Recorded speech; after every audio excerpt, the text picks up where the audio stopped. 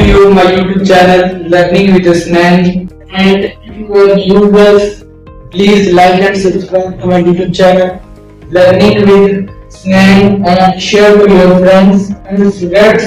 Today our topic is future perfectness. As you know that we have started a series of tenses, and today in class we will discuss about future perfect tense. Students, firstly I will talk about the definition of future perfect tense.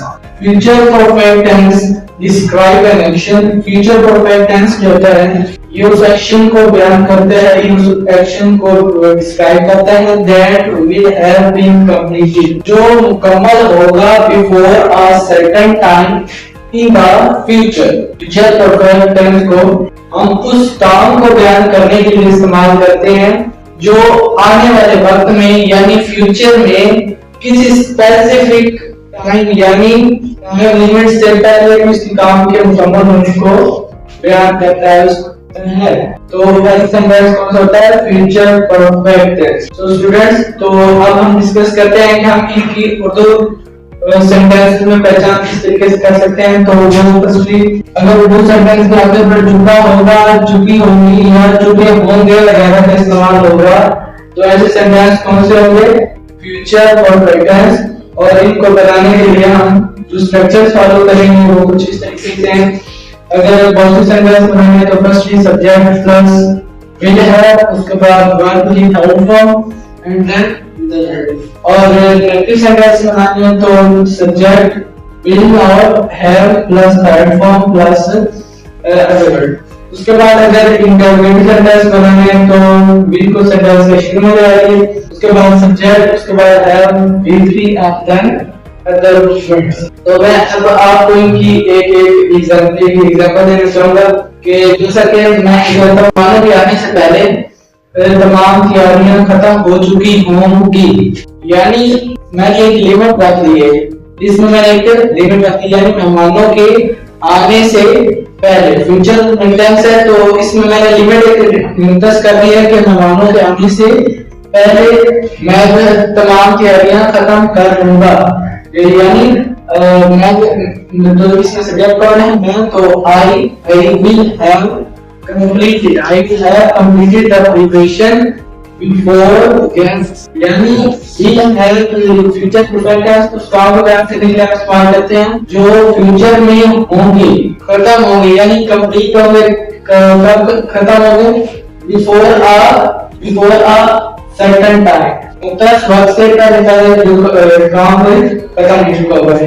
तो negative बनाने के लिए addition of not, और interrogative बनाने तो will को शुरू में जाएगा, उसके बाद other structure will be fix. और उसके बाद अब टाइम एक्सप्रेशन यानी आम अल्फाज या फ्रेजेस जो फ्यूचर परफेक्ट टेंस में इस्तेमाल होते हैं। तो वो बाय यानी बाय किसी वक्त से पहले आ रहा है तो वो भी कौन सा टेंस होगा? Future perfect. और उसके बाद बिफोर, ड्यूरिंग और टाइम। अब ये जो बाय है, इस बाय, बिफोर और टिल और अनटिल, ये तीनों क्या है? ये किसी स्पेसिफिक टाइम को रिप्रेजेंट करने के लिए इस्तेमाल होते हैं। जैसा कि by before evening, before I arrival, यानी किसी वक्त से पहले कोई काम आपने खत्म कर लिया।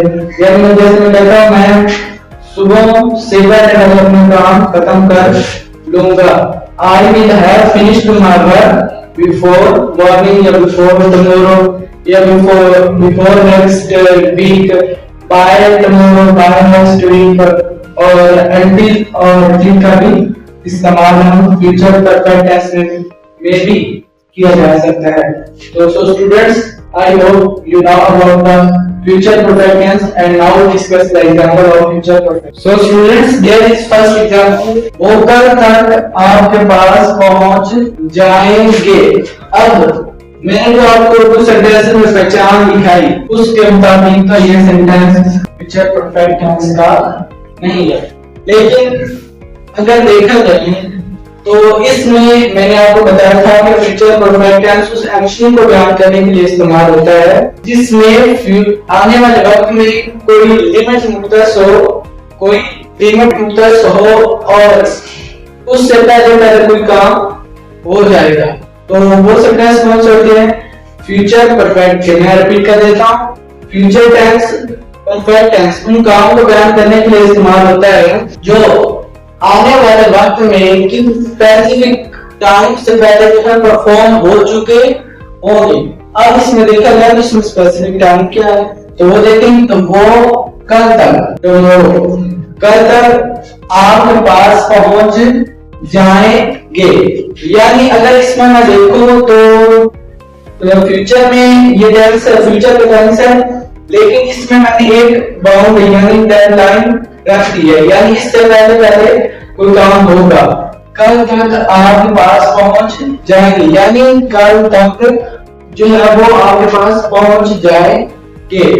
तो ये उस बात देखा गया ये सेंटेंस कौन सा बनता है?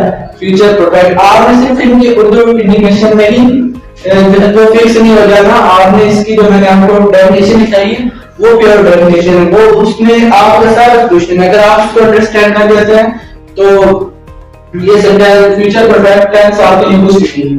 तो students there is our subject is वो इनिशियल दे के बाद अब हमें किसका इस्तेमाल करना है फ्यूचर परफेक्ट में, और स्ट्रक्चर को माइंड में रखना है। तो उसके मुताबिक आप देखेंगे सब्जेक्ट के बाद हम क्या लिखते हैं? विल हैव, और इसके बाद क्या है? Third form of verb, they will have reached. Reach होता है पहुंचना, और रीच की थर्ड फॉर्म होती है रीच्ड, और उसके बाद अदर वर्ड आ गया दे विल हैव रीच्ड, वो पहुंच चुके होंगे या पहुंच जाएंगे किसके पास? आपके पास। They will have reached of you, कब तक पहुंच जाएंगे? टुमारो। अंटिल, ये अंटिल का इस्तेमाल आप कर सकते हैं, अंटिल टुमारो। यानी ये सेंटेंस कैसे बना? दे will have reached of you until tomorrow, वो आपके पास पहुंच जाएंगे कब तक? कल तक। तो स्टूडेंट्स अगर आपने इस सेंटेंस को नेगेटिव बनाना है तो आप बस क्या करेंगे? एडिशन ऑफ नॉट, आप इसके दरमियान सिर्फ नॉट का एडिशन करेंगे तो ये कौन सेंटेंस बन जाएगा? नेगेटिव। अगर मैंने इसे देना हो तो वो कब तक आपके पास नहीं छोड़ चुके होंगे, यानी वो कब तक नहीं का सेंस आ रहा है तो ये नेगेटिव सेंटेंस है। तो इसको मैंने बनाना कैसे कहूंगा? They will not have reached. अगर मैंने इसको इंटरप्रेटिव बनाना मैं क्या करूंगा? सिंपली जो है विल है उसको सेंटेंस के शुरू में लाऊंगा और ये इंटरप्रेटिव बन जाएगा। Will have reached of you, तो क्या होगा था आपके पास पहुंच चुके होंगे। तो इसके अलावा सेकंड एग्जांपल है वो सुबह तक अपना काम मुकम्मल कर चुके होंगे। तो अब पहले हम इसमें उर्दू इंडिकेशन कर लेते हैं। तो ये उर्दू इंडिकेशन जो मैंने आपको दिखाई है उसमें तो चुके होंगे वगैरह मैंने चुके होंगे वगैरह, तो उसके बाद तो ये फ्यूचर परफेक्ट टेंस है। अब हम जो मैंने डेफिनेशन दिखाई है उसके मुताबिक तो हम इसको थोड़ा सा एक्सप्लेन करेंगे। वो सुबह तक, इधर से स्पेसिफिक टाइम क्या है? सुबह तक। सेकंड टाइम क्या है? सुबह तक अपना काम मुकम्मल कर चुके होंगे, काम मुकम्मल भी हो जाएगा कब तक? सुबह तक। तो ये कौन सा सेंटेंस हुआ? Future perfect. So students firstly वो सुबह तक, यानी वो सब्जेक्ट क्या है? दे साथ जैसे भी हम विल हैव को यूज कर रहे हैं, दे विल हैव, और इसके बाद सब्जेक्ट क्या है? काम करना, ये काम करना करेंगे do, they will have done, do did done. इसका परफेक्ट टेंस जितना भी है ना उनमें हमने हमेशा थर्ड फॉर्म इस्तेमाल करें। दे विल हैव डन क्या? अपना work. They will have done their work, और उसके बाद टाइम एक्सप्रेशन जो आ रहा है उसको हम लिखेंगे कब तक? मॉर्निंग सुबह तक।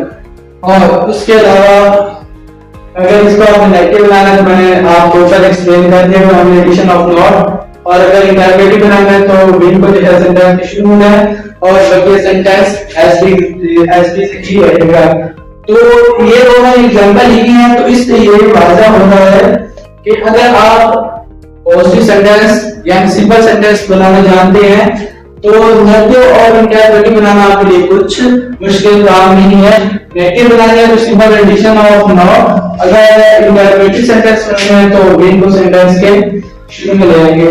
और अब जो हमारा थर्ड एग्जांपल है उसमें अगर हम देखें एम एली से पहले बाय खरीद चुका होगा, तो उर्दू इंडिकेशन का यही है कि चुका होगा या ले लेगा, यानी ले लेगा। तो इस सेंटेंस में भी अगर देखा जाए तो उर्दू सेंटेंस क्या करता है, चुका होगा है, लेकिन इधर सेकंड टाइम क्या है, इससे पहले बिफोर अली, अली से पहले। तो इसमें इंडिकेशन उर्दू सेंटेंस की भी इंडिकेशन होगी और before second time in future, future में सेकंड टाइम से पहले कोई काम परफॉर्म होगा तो वो कंडीशन भी इधर पूरी होगी। सो स्टूडेंट्स फर्स्टली इधर हमें सब्जेक्ट की इंडिकेशन करनी है कि हमारा सब्जेक्ट है क्या है। अली में से पहले ये काम कौन करेगा, अहमद, अहमद अली से पहले तो सब्जेक्ट क्या है, अहमद। काम के बाद आप जानते हैं हम अपना विल हैव इस्तेमाल करते हैं, विल हैव, और उसके बाद क्या करना है, बाय, बाय थर्ड खरीदना, तो खरीदने थर्ड फॉर्म होती है बॉट।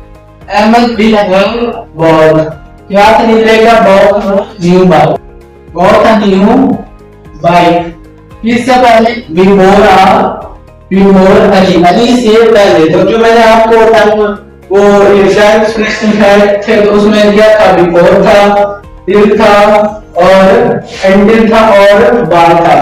तो आपने क्वेश्चन को भी अपने माइंड में रखना है, तो और जो स्ट्रक्चर्स आपको दिखाएंगे उनको माइंड में रखना है। और उसके बाद फ्यूचर परफेक्ट टेंस जो है वो आपके लिए बहुत ही इजी हो जाएगा।